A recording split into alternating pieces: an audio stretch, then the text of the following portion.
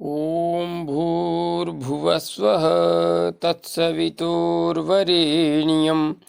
भर्गो देवस्य धीमहि धियो यो नः प्रचोदयात्। उस प्राण स्वरूप दुखनाशक सुख स्वरूप श्रेष्ठ तेजस्वी पापनाशक देव स्वरूप परमात्मा को हम अपनी अंतरात्मा में धारण करें। वह परमात्मा हमारी बुद्धि को सतमार्ग की ओर प्रेरित करे। भाइयों बहनों, जय श्री राम, जय गुरुदेव, जय माँ आदिशक्ति। आप सभी आत्मीय परिवारजनों की साधना से संबंधित जिज्ञासाओं का समाधान करते हुए मैं आज कुछ अत्यंत महत्वपूर्ण जिज्ञासाओं को यहाँ पर सम्मिलित कर रहा हूँ। भाई राज पटेल जी ने अपनी जिज्ञासा प्रकट करते हुए लिखा है। प्रणाम गुरुदेव, प्रणाम राज जी, खुश रहिए। जब मैं ध्यान करता हूँ तब शरीर बोध खो जाता है। मेरे हाथ कहाँ हैं, पैर कहाँ हैं, कुछ पता नहीं चलता। सिर्फ अनहद नाद सुनाई देता है। मैं साधना की किस अवस्था में हूँ, कृपया मार्गदर्शन कीजिए। भाई राज पटेल जी, आप ध्यान करते हैं तब शरीर बोध खो जाता है। हाथ पैर कहाँ है यह भी आपको एहसास नहीं रहता। हाँ, इस स्थिति में आपका मन अवश्य जीवित रहता है। अनहद नाद आपको सुनाई देता रहता है। तो स्पष्ट रूप से आप समझ सकते हैं कि आप इस समय संप्रज्ञात समाधि की स्थिति से गुजर रहे हैं। यह समाधि की स्थिति है और यह अपने आप में बहुत ही दुर्लभ स्थिति है। आप ध्यान के पथ पर, अध्यात्म के पथ पर, आत्मज्ञान के पथ पर अत्यंत उच्च शिखर पर पहुंच गए हैं। इस उपलब्धि को प्राप्त करने के लिए आपको बहुत बहुत शुभकामनाएं, अनंत मंगल कामनाएं। निरंतर साधना पथ पर आगे बढ़ते रहिए। संप्रज्ञात से असंप्रज्ञात की ओर आगे बढ़ जाना कोई कठिन प्रक्रिया नहीं है। बहुत ही सहजता से आप असंप्रज्ञात में प्रविष्ट होने वाले हैं। निरंतर आगे बढ़ते रहिए। मेरी शुभकामना आपके साथ है। आगे श्री कृष्ण कुमार जी ने अपनी जिज्ञासा प्रकट करते हुए लिखा है। गुरुजी प्रणाम। प्रणाम कृष्ण जी, खुश रहिए। ओम श्री हरि नारायण, ओम श्री हरि नारायण। गुरुजी मार्गदर्शन करें। मैं 6 महीने से अभ्यास कर रहा हूँ। 1 घंटा हरि ओम नाम का जप करता हूँ। 1 घंटा समाधि में लीन होने का प्रयास करता हूँ। 30 मिनट अनुलोम विलोम प्राणायाम करता हूँ। 30 मिनट कपाल भाति प्राणायाम करता हूँ। सुबह शाम दोनों समय 3 से 4 घंटे अभ्यास करता हूँ। गुरुजी मार्गदर्शन करें, महान कृपा होगी। श्री कृष्ण कुमार जी, आप जिस तरीके से अभ्यास कर रहे हैं वैसे देखा जाए तो आपका अभ्यास बहुत अच्छा है, किंतु यहाँ पर आपने लिखा है 6 महीने से आप अभ्यास कर रहे हैं। 1 घंटा हरिओम मंत्र का जप करते हैं। 1 घंटा समाधि में लीन होने का प्रयास करते हैं। तो यहाँ पर मैं यह नहीं समझ पा रहा हूँ कि आप समाधि में लीन होने का प्रयास किस तरीके से करते हैं, क्योंकि समाधि में प्रविष्ट होना एक स्वाभाविक प्रक्रिया है। यह कोई कठिन प्रक्रिया नहीं है। लगता हो कि समाधि बहुत कठिनता से प्राप्त हो पाती होगी, किंतु मैं पूर्ण दावे से कह रहा हूँ, सिर्फ और सिर्फ अच्छी तरह से प्राणायाम का अभ्यास करके निरंतर अधिक से अधिक मंत्र जप करते रहिए, करते रहिए, करते रहिए।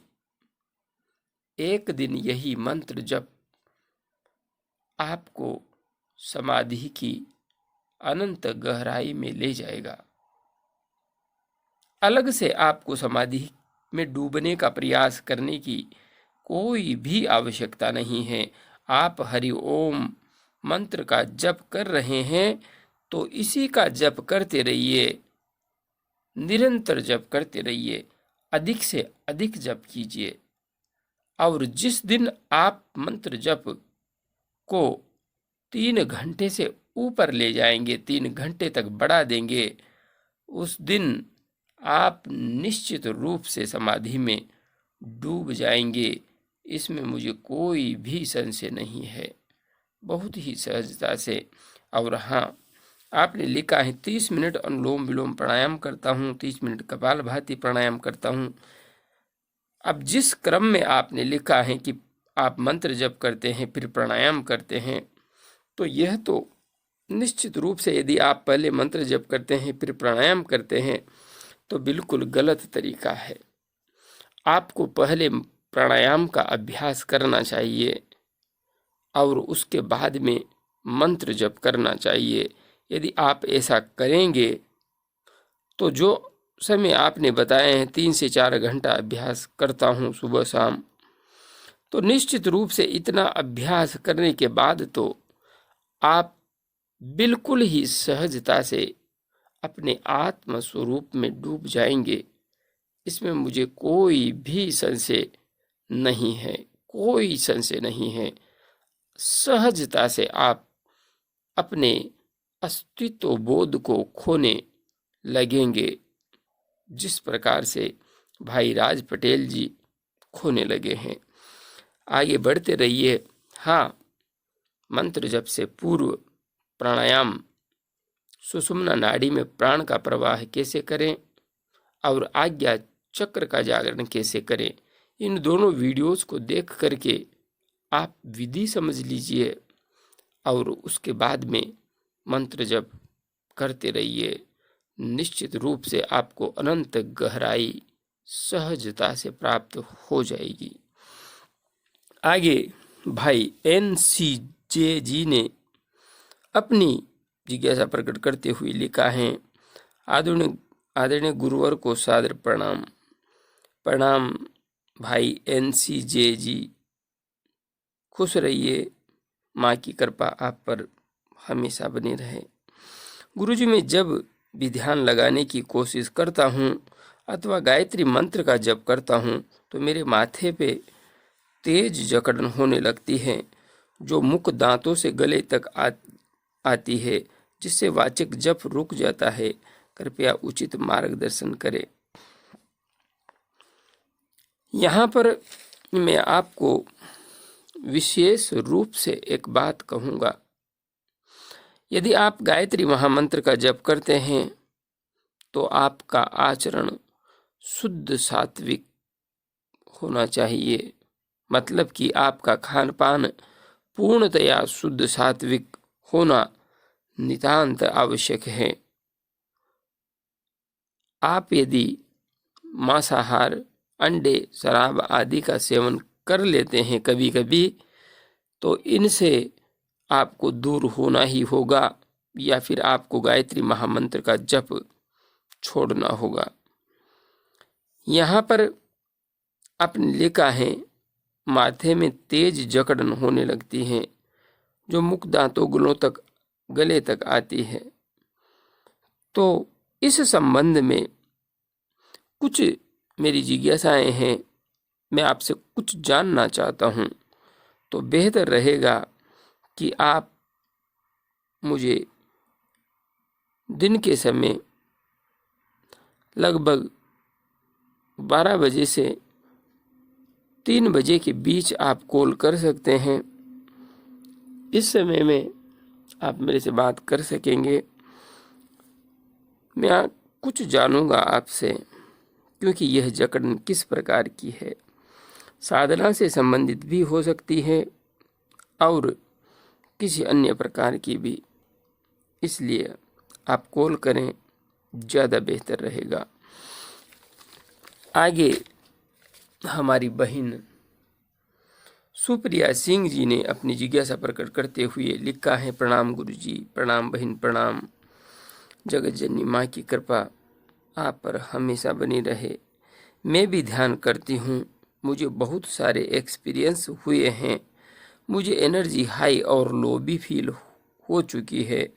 मेरा मन अब शांत रहता है। आज्ञा चक्र पूरी तरह ओपन नहीं हुआ है।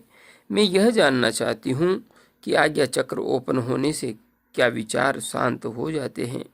बस यही रह गए हैं।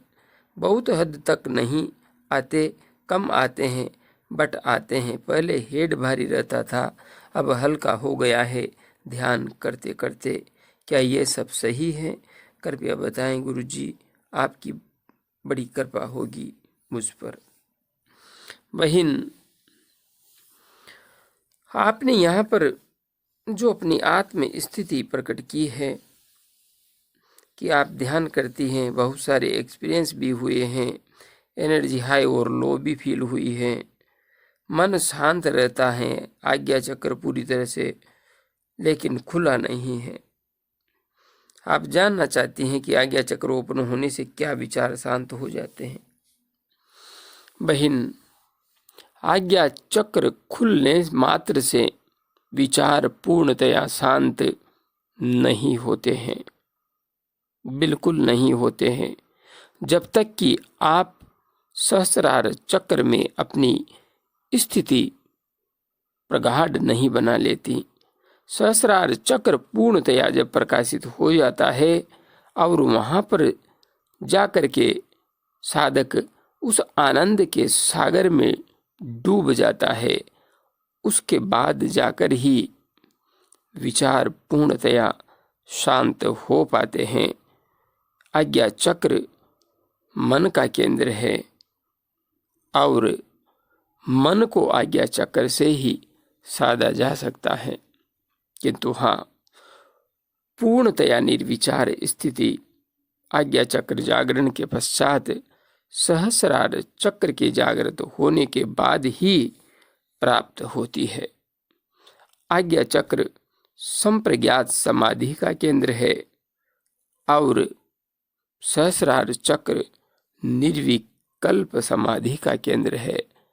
इसलिए पूर्णतया विचारहीनता आपको आज्ञा चक्र जागृत होने के पश्चात सहस्रार चक्र जब जागृत हो जाएगा, उसी के बाद यह स्थिति प्राप्त होगी जहाँ पर आपके मन मस्तिष्क में कोई विचार नहीं उठेगा। आगे बढ़ती रहिए साधना के पथ पर।